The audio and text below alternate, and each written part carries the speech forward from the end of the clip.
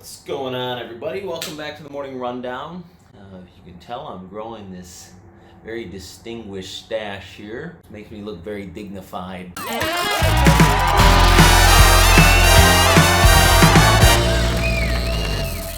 Yeah, kind of what happened this weekend. Ran into some crap with DTE, which is the local utility here in Michigan. We had a phone call come in from one of our locations a few cities over, letting us know that the power went out at the location. Turns out, upon calling it and investigating, DTE let us know that someone had switched the account into a different name back in April. Apparently you can do this. DTE has no safeguards against it. You can just give any old address that you want. You can start new service and there's no questions asked. They won't verify nothing. And they told us this point blank. So we're kind of stunned by that. We typically don't look at every utility bill because virtually all our utility bills are on auto pay. So out of sight, out of mind. But that's what happened to us. So the power is off as of last Friday. So what does that mean? It means you got two choices. Find an alternate source of power or basically be closed. Employees are not going to work with no power. Customers are not going to come in with no power. Arguing with them. Long story short, they did not want to turn the power back on because they contacted the person that the account was switched to. They claimed they never started that account, so it became a fraud case. They locked the entire account down, and they said it could take weeks to get it figured out and to get any power turned on. They would not let us set up an alternate account. They would not let us do anything else to remedy the situation. Basically, it was just a waiting game.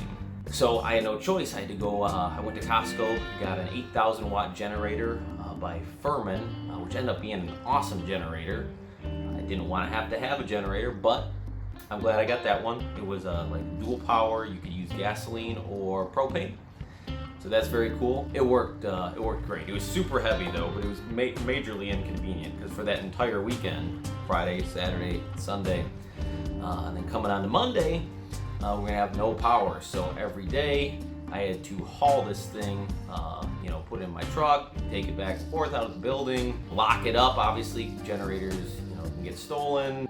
Running extension cords and everything throughout the whole building, making it look at least somewhat decent so that people would still, frequent the establishment. Come Monday, called DTE, let them know, where we're at. We had faxed over the deed to the building, all lease agreements, everything that they would need to verify that we are the correct people that are supposed to be in that building. They did not seem to care about all that. They escalated that stuff up to the higher ups in the fraud department and told us basically we were going to be without power for the rest of the week until they can get this situated. Fortunately, I was able to speak to one of the directors over there and kind of let him know, hey, why are we being punished for somebody defrauding us? Like, that makes no sense. We've been loyal customers for you guys for years and years.